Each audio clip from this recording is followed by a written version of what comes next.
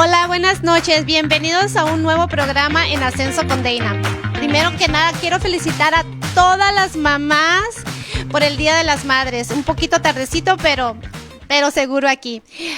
Esta noche tengo el gran honor de que me acompañe una mujer a quien yo admiro mucho, me identifico mucho con ella porque es mamá de tres niños, mamá de trillizos, pero además tiene una historia muy inspiradora para todas esas personas que nos queremos hacer locos con un solo niño. Es Alejandra Quiroz, que viene a compartirnos toda su experiencia, su historia, y además nos hablará sobre su experiencia a través de que le acaban de dar un diagnóstico también a ella. Bienvenida a En Ascenso con Deina, Alejandra. Es un placer para mí tenerte aquí con nosotros.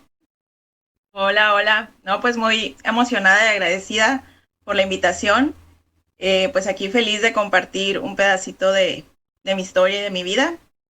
Pues yo tengo mil preguntas que hacerte porque pues como me identifico mucho contigo. Yo soy mamá de dos niños con necesidades especiales, tengo cuatro en total. Tú tienes tres, pero, pero fueron juntos, así que wow, mis respetos para ti y pues nuevamente muchas gracias por acompañarnos, Alejandra. En tu trayectoria de tu maternidad, vamos a empezar con tu maternidad. ¿Cómo fueron tus meses de embarazo y cómo empezó tu historia con estos niños tan bellos? Híjole, pues fue un embarazo muy deseado, muy esperado, pero pues como ya lo he contado antes, yo creí que era un solo bebé cuando me embaracé. Fue una sorpresa muy grande cuando nos dijeron que eran trillizos. Me gustaría decir que brincamos de emoción, de felicidad, pero la verdad es que lo primero que sentimos, tanto mi esposo y yo, pues fue miedo, porque pues era el triple de todo, el triple de responsabilidad, el triple de cuidados, el triple de gastos y por supuesto el triple de amor también. Fue un embarazo muy complicado, eh, hubo pues momentos muy duros, muy oscuros, que gracias a Dios han quedado en el pasado. Yo nada más estuve embarazada 6 meses, mis hijos nacieron a las 27 semanas en una cesárea de emergencia, entonces pues no tuve el embarazo que yo vi en las telenovelas, en las películas o que las demás mamás contaban. Fue un embarazo que lo sufrí, pero al mismo tiempo, pues claro que esperaba lo mejor. Simplemente pues llegaron muchísimo antes de tiempo, pero, híjole, pues son recuerdos duros, pero ya una vez que estuvieron aquí, pues sí, empezaron la vida de la forma más difícil, cruel, creo, al estar pues tanto tiempo en el hospital. Eh, pero bueno, la historia tiene un final feliz, por supuesto. Mis tres hijos están aquí, tienen 15 años, están muy bien, pero sí, el principio fue difícil. Sí, ¿cuánto tiempo estuvieron en el hospital tus niños? Sebastián y Valeria estuvieron 2 meses y Diego estuvo un poco más de 3 meses. Sí, yo también estuve con uno de mis hijos también 3 meses, el NICU, así que Lani pues fue su primer hogar y todavía lo sigue recordando, así que te puedo entender porque es muy difícil la vida cuando la vida no se detiene para nada, ¿verdad, Alejandra? Porque todo sigue y me imagino que esos tiempos fueron muy difíciles para ti. Inmediatamente que los niños nacen, se quedan en el hospital. Después, ¿qué es lo que sigue en esta parte de la maternidad que nos gustaría mucho que nos compartieras? Que no.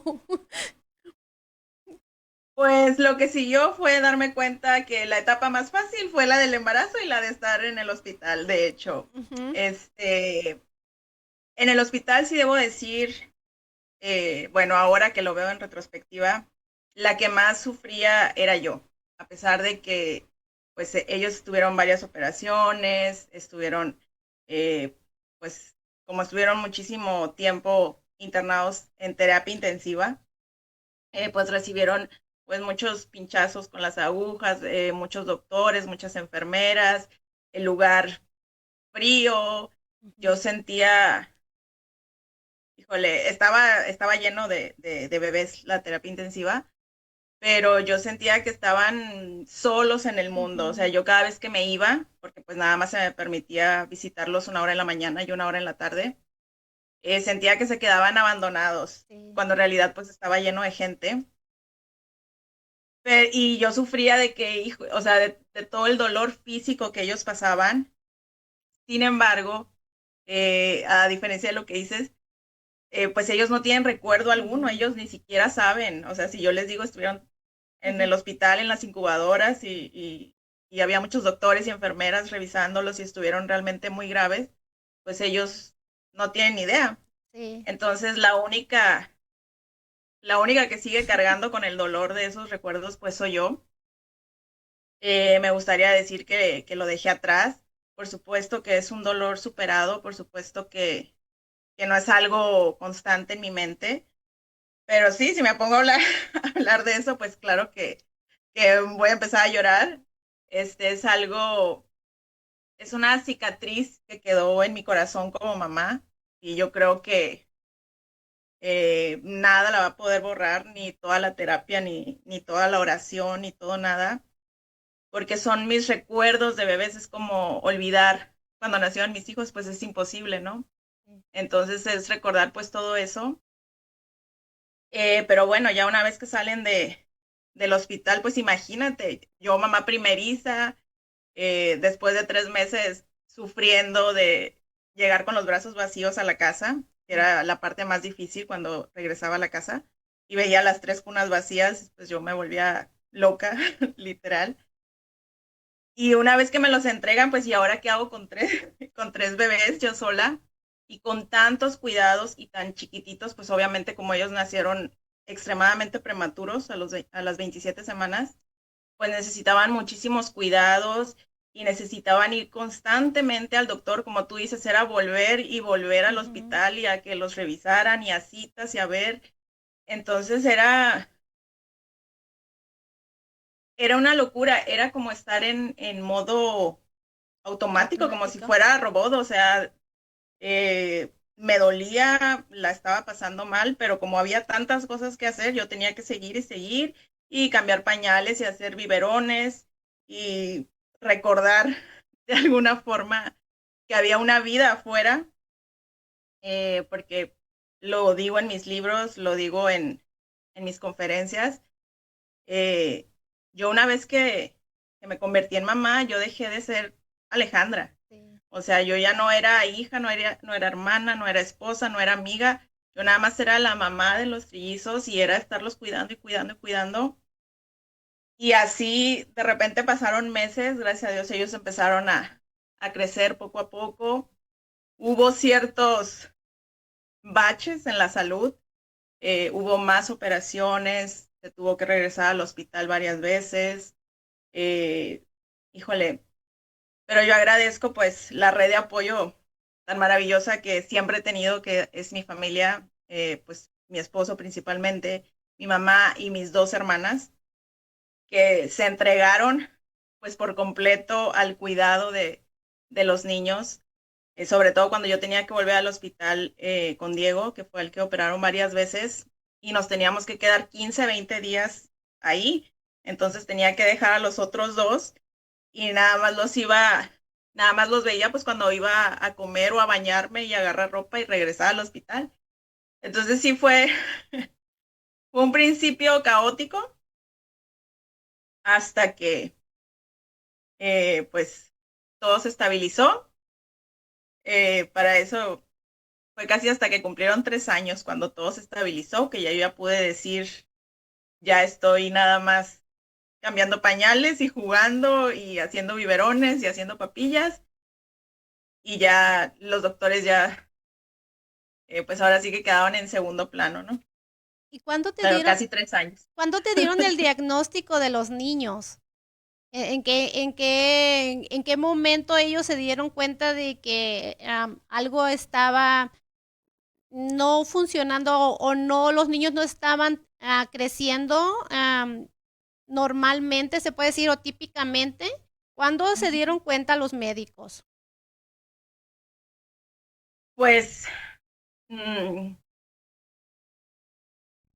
siempre estuvo esa duda, Mm, solamente que no tenía un nombre. Yo no sabía pues que tenían algo, pero sí era evidente que eran diferentes. Eh, pues la señal más grande fue que ellos no hablaban ujú, nada. Ellos empezaron a hablar hasta los 5 años. Entonces, como estábamos, como al principio, pues fue muy, muy complicado, te digo, en temas de salud, que teníamos que volver al doctor y doctor y doctor.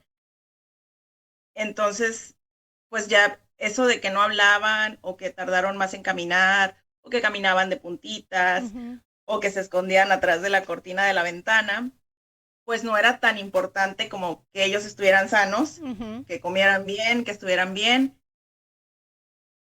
Entonces, pues prácticamente no fue importante, no lo vi, no me di cuenta. El diagnóstico llega casi cuando ellos cumplen 4 años, un poquitito antes, estoy hablando de 2 meses antes de que ellos cumplieran 4 años, que ya estaba esta estabilidad en la salud, que ellos ya estaban bien, que ya jugaban, y que a mí me entró la espinita de, bueno, pero ¿por qué no hablan? ¿Por qué no ujú. me dicen mamá? Mamá. ¿Por qué no dicen Bibi? ¿Por qué no piden agua? ¿Por Ujú, qué ni siquiera estaba el intento de querer hablar? Entonces, pues empezamos ahora sí que a buscar respuestas. En ese momento no sabía ni dónde buscar, ni con quién ir, ni qué estaba pasando.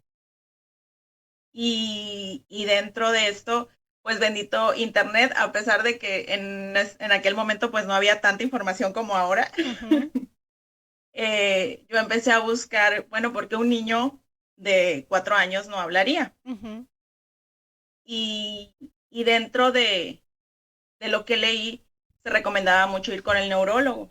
Entonces, pues busqué a un neurólogo pediatra, les hice cita a los tres y ahí los llevo. Y pues sí, este, no sabía qué esperar, no sabía qué iba a pasar, no, la verdad no tenía ni idea de nada. Pues obviamente les hacen diferentes pruebas, diferentes estudios, el doctor los observa, me hace 1000 preguntas y sí, la cita médica termina en el sus 3 diagnóstico. hijos tienen discapacidad.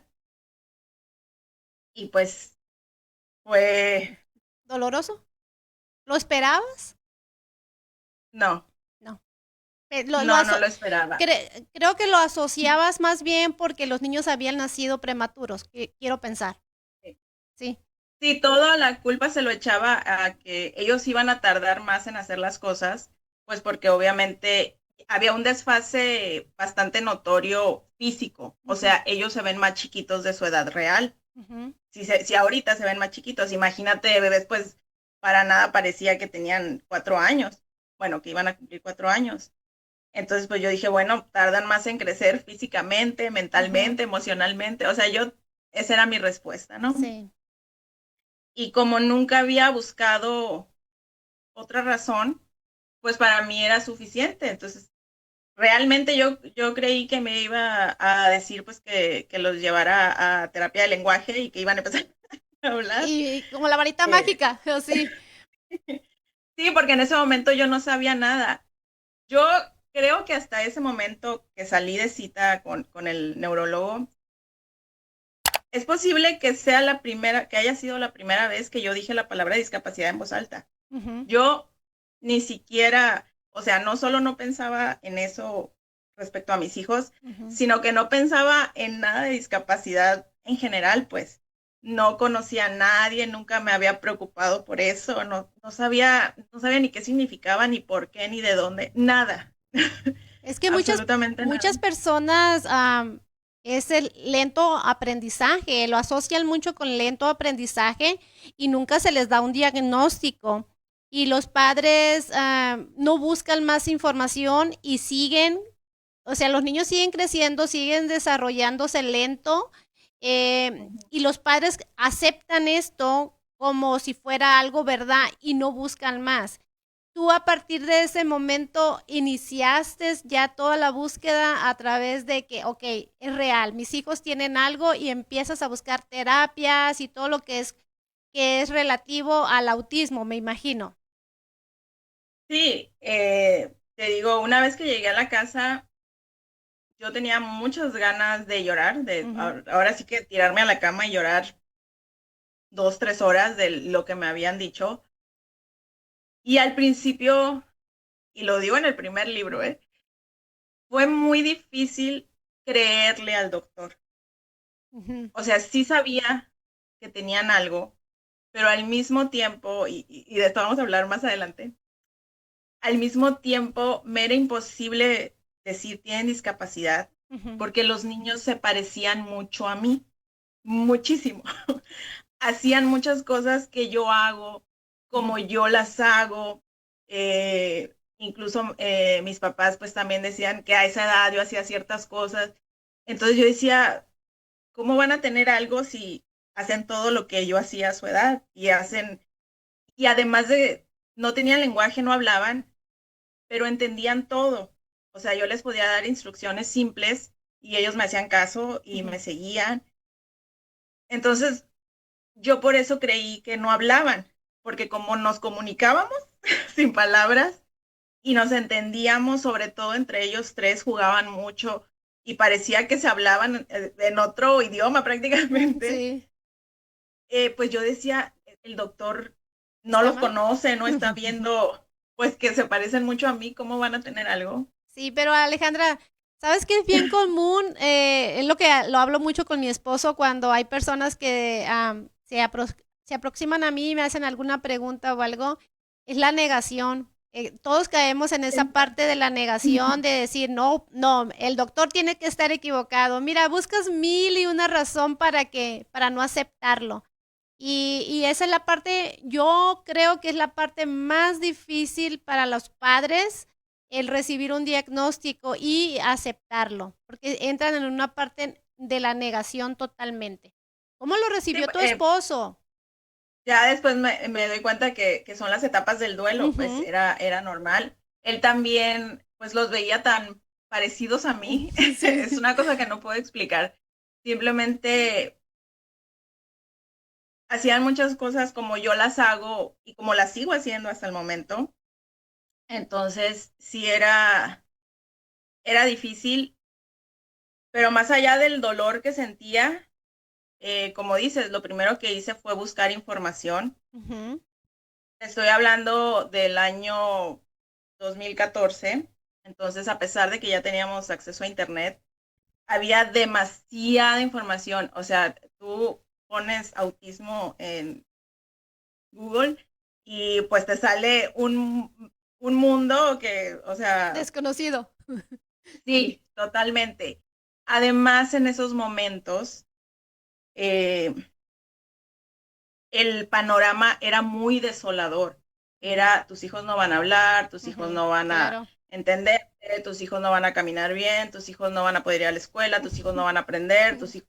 O Sí, sea, era una lista enorme ya de sé. todo lo que no iban a hacer, Ujú, de todo lo que no podían hacer, y prácticamente yo tenía que aceptarlo. ujú. O sea, yo tampoco podía hacer nada más que aceptarlo porque pues así me los mandó Dios y ni modo, ánimo.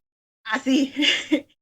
Sí. Entonces, y cuando buscas información, te encuentras a mucha gente diciendo exactamente lo mismo. Ujú, Entonces, pues claro que era un choque porque yo los veía jugar, los veía reír, o sea, nada más no hablaban. ujú. Y yo, bueno, algo, algo no encaja, algo no tiene sentido. Eh, y obviamente en mi ignorancia, porque yo también apenas iba aprendiendo, apenas me abrían la puerta a toda esta información, pues yo lo primero que hago es tratar de, pues ahora sí que de nivelarlos, por decirlo así, y los meto a todas las terapias posibles, Ujú. lo cual no lo recomiendo, fue mi primer error en ese momento, pero pues no lo sabía yo creí que pues era algo bueno. Entonces los saturo de terapia a los tres y me saturo también a mí en cuanto a que estábamos, pues ahora sí que todo el día, en la mañana eran unas y en la tarde eran otras. Aparte, en aquellos años no había un solo centro, bueno, por lo menos aquí en Sonora, no había un solo centro de terapias donde te ofrecieran todas. Entonces era ir a un lugar a las 9, a otro lugar a las 11, a otro lugar a la 1, a otro lugar a las 4. Y era estar todo el día ocupada, ocupada, ocupada. Y aparte las terapias en ese momento eran carísimas, o sea, de verdad iba a ser insostenible tenerlos a los tres en tantas terapias todo el día, todos los días. Y aún así me la aventé. Por supuesto que no fue lo mejor, por supuesto que no se tuvieron los resultados deseados. Y creo yo que ahí fue donde más aprendí en, al estar en contacto con otros niños con discapacidad, pues que obviamente también iban a esas terapias, con otras familias, pues que ya llevaban mucho más avance que yo. Eso fue lo que más me enseñó, que toda la información que encontré en internet, que todos los doctores, que todos los maestros, que todos los terapeutas, era la Convivencia. el testimonio de las demás familias, Sí. y ver a los niños. Y ahí fue donde, pues donde entendí que no estaba haciendo lo correcto, que no era la manera, que no podía cambiar pues la realidad, que no les podía quitar lo que ellos tenían y, y que efectivamente yo necesitaba aceptar eso, que no era algo que iba a desaparecer, que creo que fue algo que me aferré inconscientemente y ahí fue donde vino la liberación, ¿no? Y donde vino el descanso y donde vino ahora sí que la aceptación completa de que para mí ellos son perfectos tal y como son, con todo lo que no pueden hacer y con todo lo que sí pueden hacer y lo que han hecho y lo que van a seguir logrando. Sí, porque ellos van a aprender a su ritmo, a su manera y su manera de comunicarse va a ser diferente. Muchas veces nunca va a ser verbal, va a ser manera de cómo se comunica. Y muchos de los padres caemos en ese error de que queremos que nuestros hijos sean verbales y nunca van a hablar, definitivamente. Entonces, hay maneras, están los devices de comunicación que son muy efectivos. Entonces, hay muchas herramientas, pero los padres somos muy responsables de tomar esas decisiones. ¿Cómo es en México esta situación? ¿Tienen ustedes también este tipo de herramientas que le ayuden a los padres? Bueno, actualmente pues ya hay muchísima más información.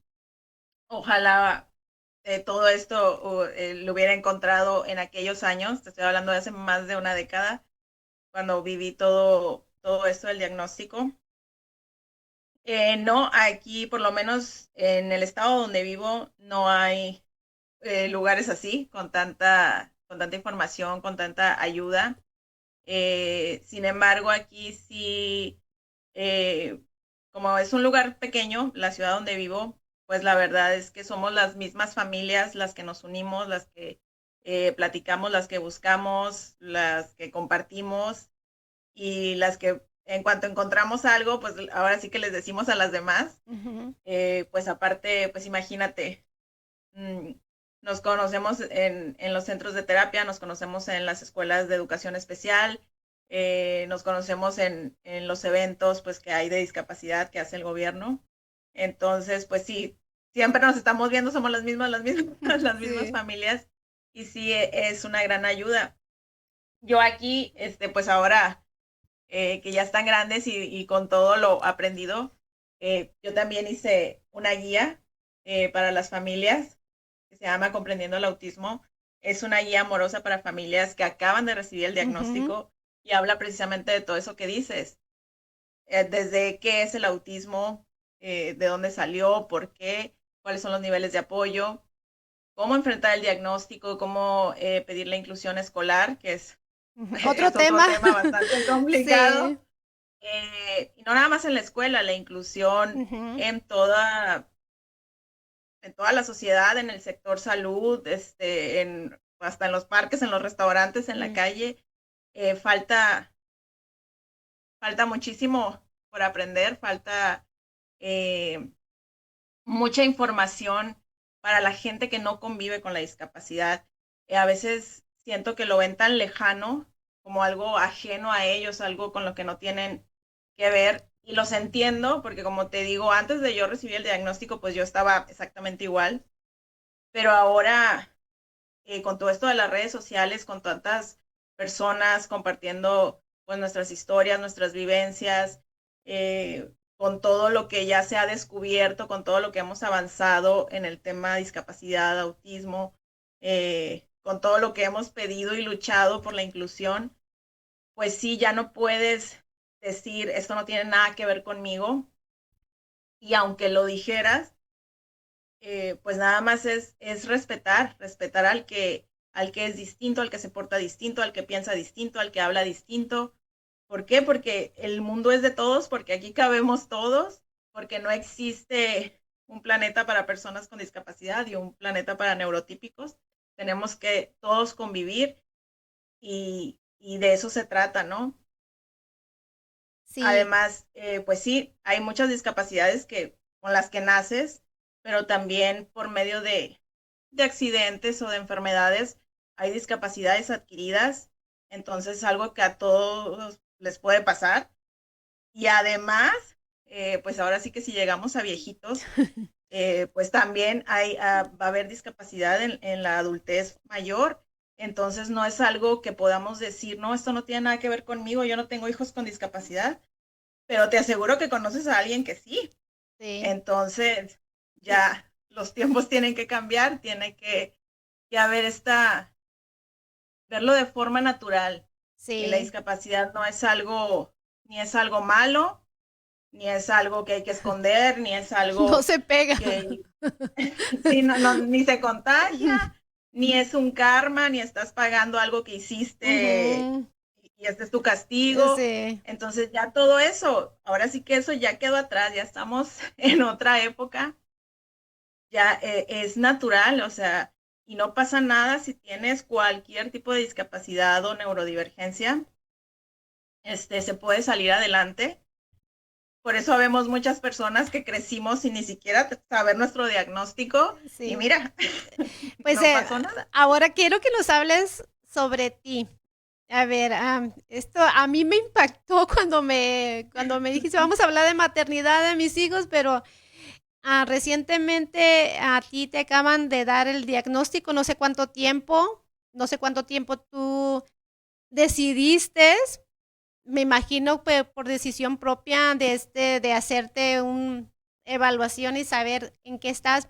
Mira, normalmente yo he estado siguiendo mucho el autismo en la mujer, porque es totalmente diferente a los de los niños, varones, y mucha mujer se está dando la tarea de ir para que una persona, un neurólogo, le dé una evaluación a ver si encajan dentro del espectro, porque es un abanico, es enorme lo que abarca el autismo.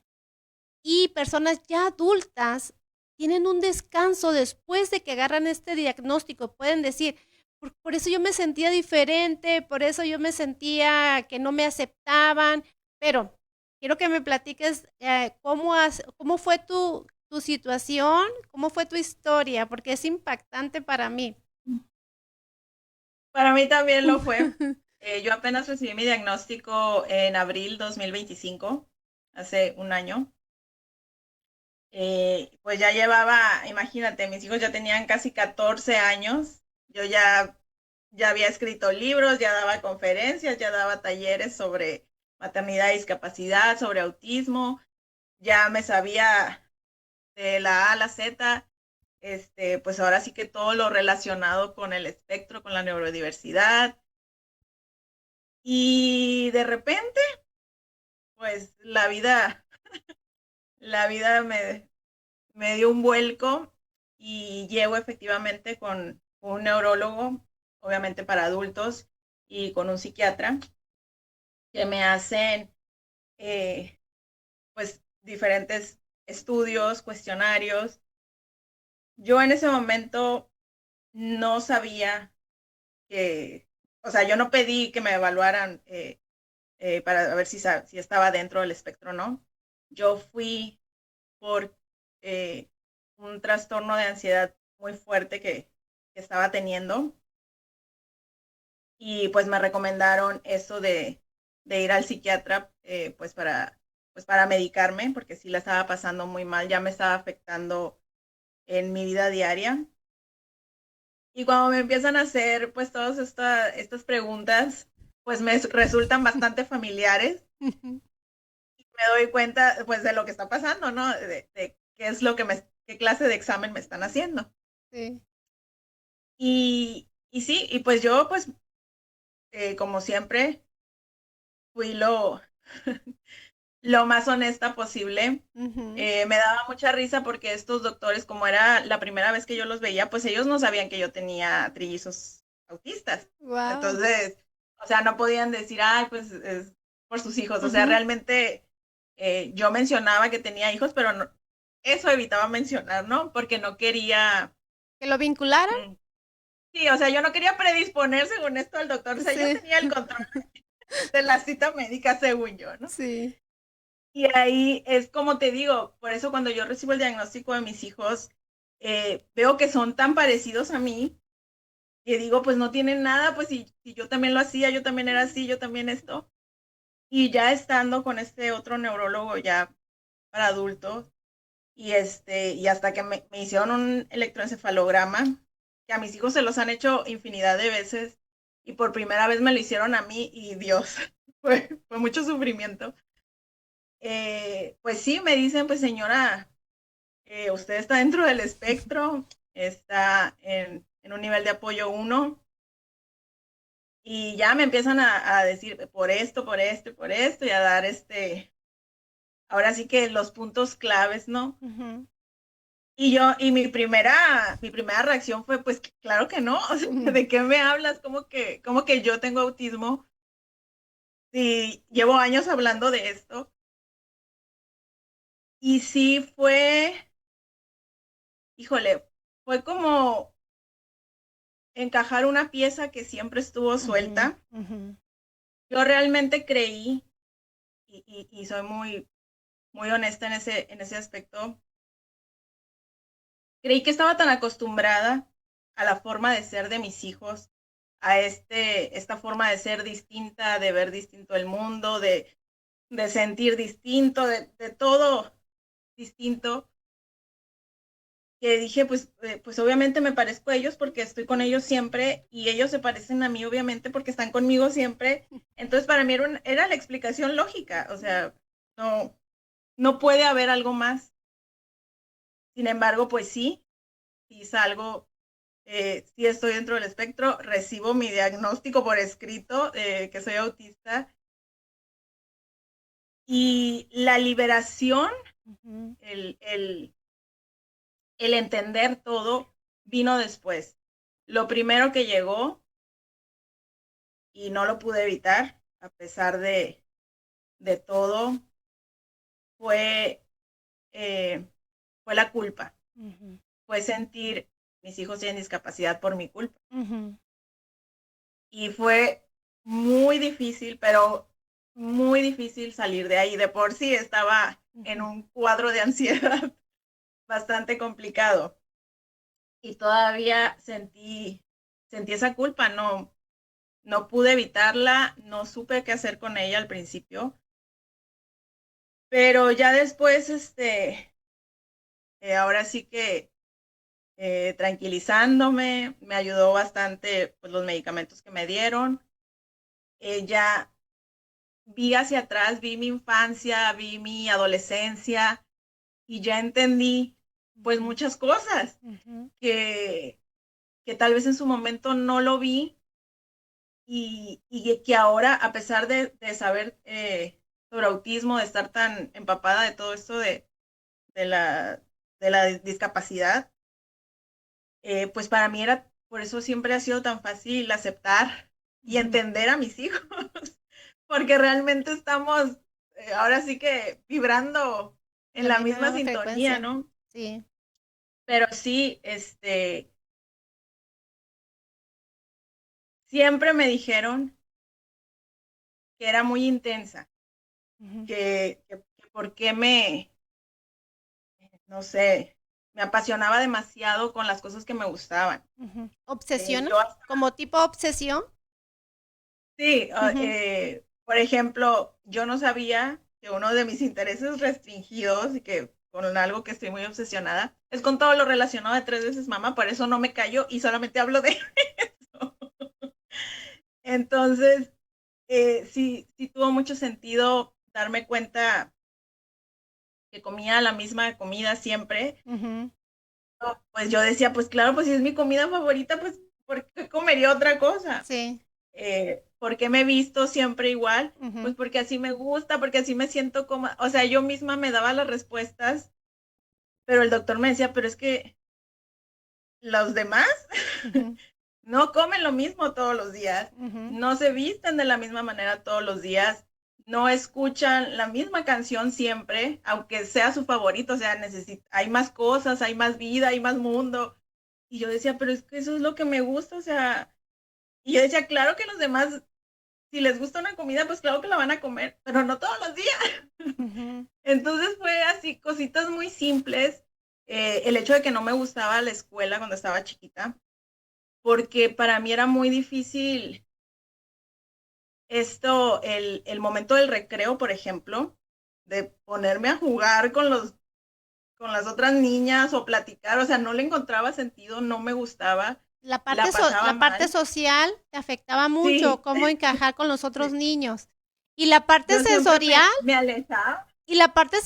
Alejandra, ¿cómo lo manejabas también? Porque también ahí incluye la ropa. Ese es uno de los aspectos de las personas autistas que no toleran las texturas.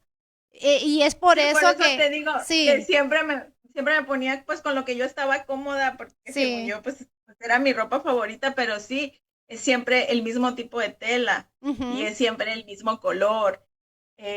Yo no sabía o no me había dado cuenta porque eso sí lo hago inconscientemente, o sea, de verdad que si no me lo dicen pues no me entero. Yo no sabía que cuando hablaba me balanceaba. mm, Nadie jamás me dijo que, que me movía mucho cuando hablaba, o sea que no me puedo quedar quieta. ujú, Y yo pues los demás también se mueven, ¿no? No, pero nadie se está balanceando. Y yo decía, pero es que yo no me balanceo, o sea, y sí, resulta, hasta que me dijo el doctor, por ejemplo, en la cita, llevas 10 minutos balanceándose. ¿Por qué?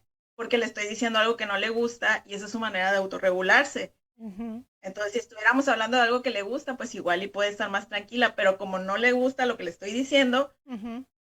lleva 10 minutos balanceándose y yo, ¿qué? O sea, de verdad nunca me había dado cuenta de eso. Y sí, ahora lo entiendo. Por ejemplo, mi esposo también una vez, bueno, muchas veces me lo ha mencionado, cuando estamos eh, pues discutiendo, se puede decir, yo volteo hacia otro lado, porque cuando miro a los ojos no puedo poner tanta atención, la verdad no sé por qué, pero cuando me están diciendo algo, si yo miro a otro lado, puedo escuchar mejor, puedo entenderte, puedo concentrarme en tus palabras, pero si te veo a los ojos, me concentro o en tus ojos, o en tu nariz, o en tu boca, o en tu pelo, o en lo que hay atrás de ti, o en los ruidos. O sea, de verdad es algo que nunca he podido controlar.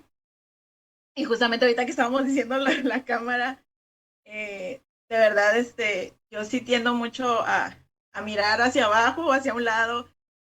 No lo hago a propósito, trato de, pues ahora sí que mirar a los ojos, porque pues eso es lo que me enseñaron, pero de verdad que es difícil. No, siempre habíamos dicho esto del autismo, es que duele ver a los ojos. Pues Ujú, a mí no me duele ver a los ojos, pero no me puedo concentrar. O sea, me puedes estar diciendo misa y de verdad que no te voy a escuchar. sí. Pero si me volteo o si miro hacia otro lado, tienes toda mi atención. Es algo, no sé cómo explicarlo, pero así es. Y siempre, eso sí, siempre lo he hecho y eso sí, siempre me lo habían dicho, pero pues nunca lo había vinculado al autismo. Sí, qué interesante. Estoy impresionada porque yo he estado siguiendo mucho tiempo a las personas autistas, sobre todo a las mujeres.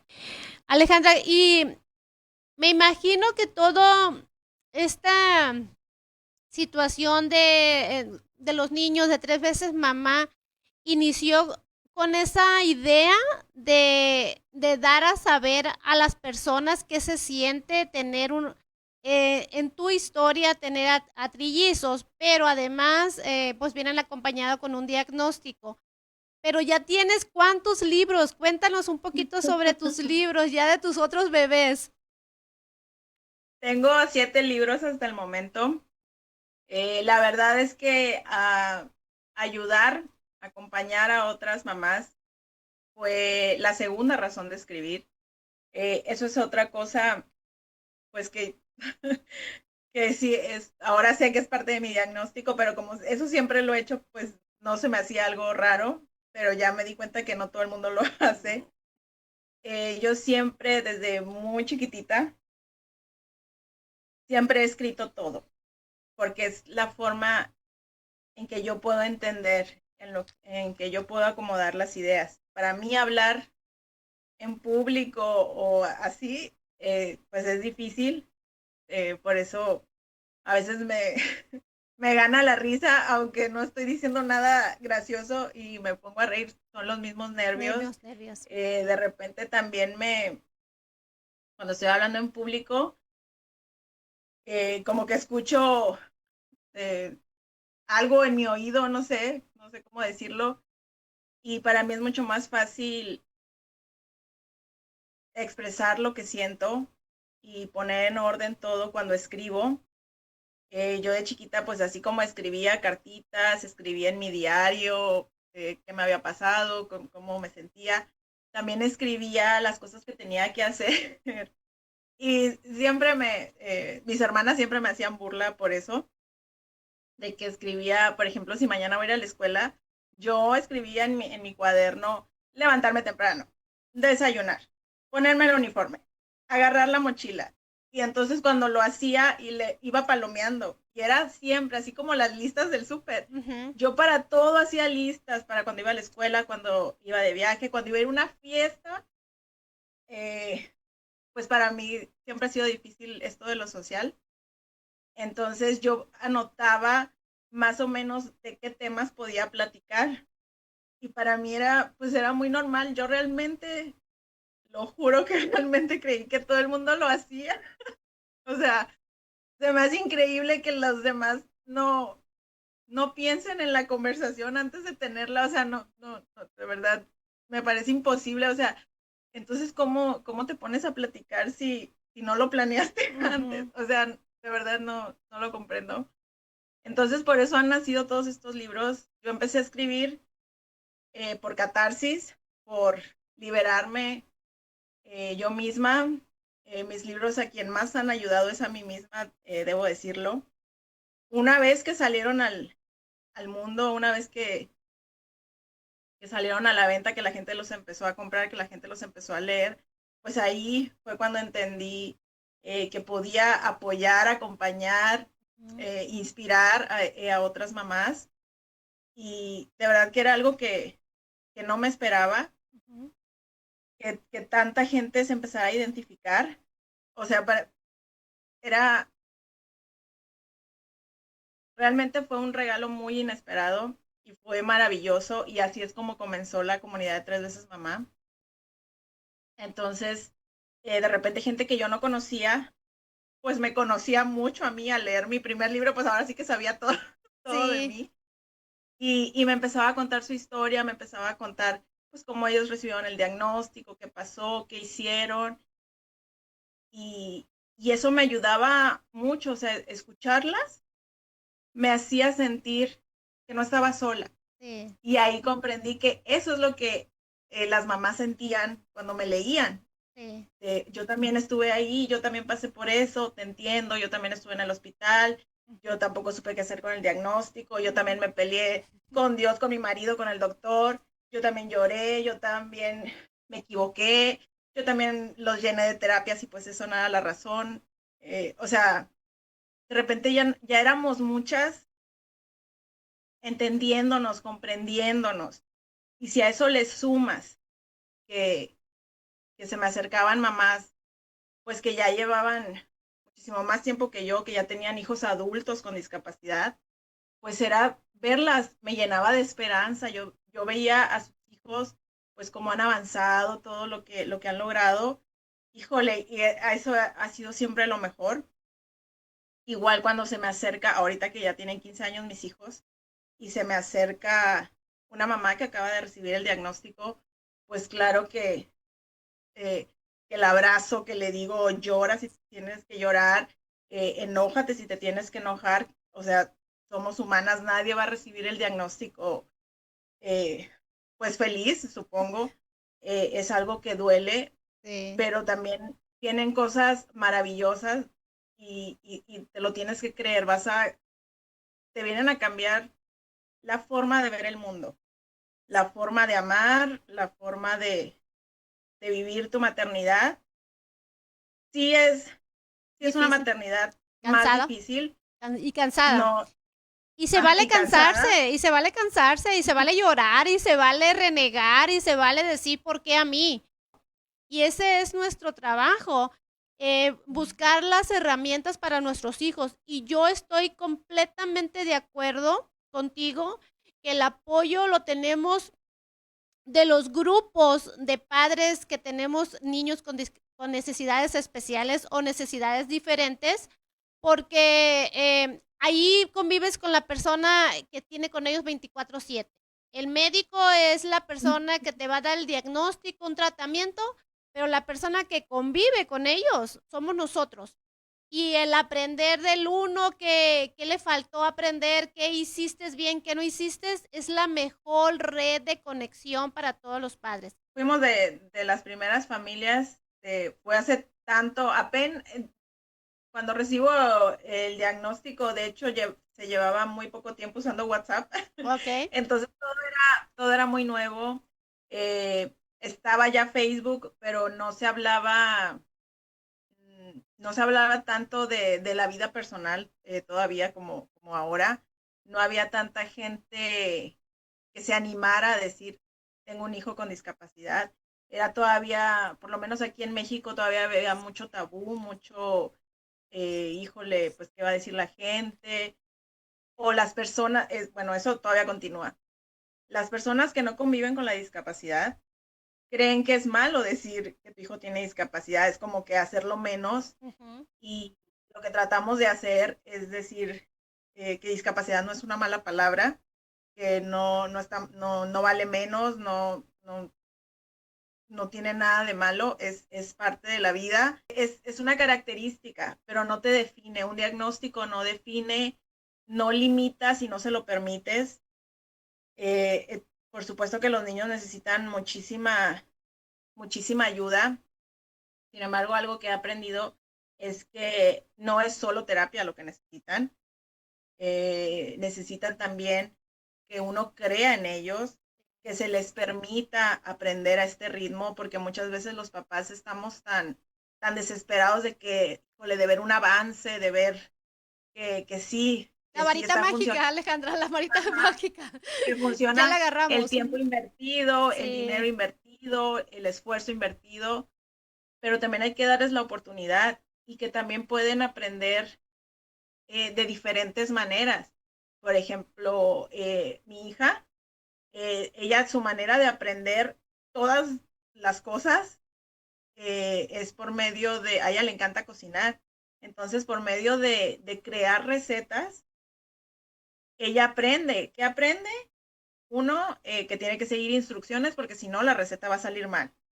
Dos, que tiene que esperar, que no lo metes al horno y lo sacas a los 2 segundos, ¿no? Tienes que esperar 20 minutos, media hora, una hora, que eso que estás haciendo, pues lo tienes que hacer con cuidado, con las manos limpias, ponerle amor para que salga rico, ponerle dedicación para decorarlo bonito, compartir con los demás, porque no te vas a comer el pastel tú sola. Entonces, todo eso, ella lo aprende de hacer una receta. Pero si a mí me hubieran dicho, ay, ponle a hacer una receta para que aprenda, y yo, no, pues necesita clases, necesita esto, y no, cada uno tiene su Su forma de manera de aprender, aprender. su forma de ser.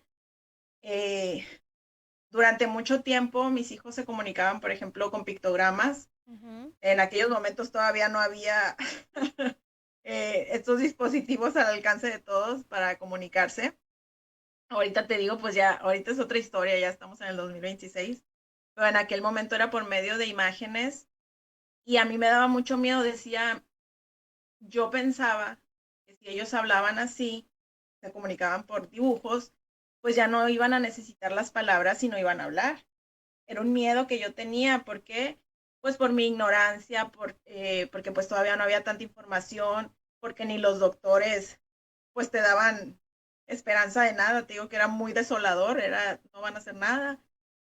Y bendito Dios, mis tres hijos hablan, hace muchísimos años que no ocupamos pictogramas aquí, nunca se necesitaron eh, aparatos para comunicarse alternativos, entonces pues todo llega cuando tiene que llegar y eso es lo que he ido aprendiendo. Sí. Eh, a veces tardan más que los demás, pero también hay otras cosas que ellos hacen más rápido o mejor que yo.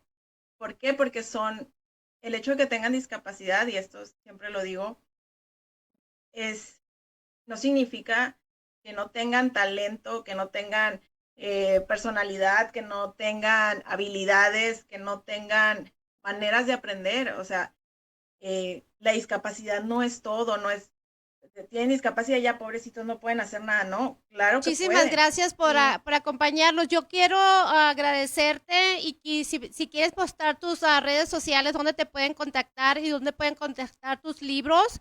Y yo me despido. Hoy entendemos que detrás de cada diagnóstico existe una historia, una familia y un corazón que también necesita ser escuchado. Y yo agradezco de todo corazón que te hayas conectado con nosotros, tu tiempo muy apreciada. Y pues tenemos un tema muy grande de qué compartir tú y yo, así que te invito para que tengamos un segundo programa para que puedas dar claro que más ideas de a otras personas que no tienen las herramientas, que viven en México. Y pues yo me despido, Alejandra. Muchísimas gracias y nos vemos al siguiente programa.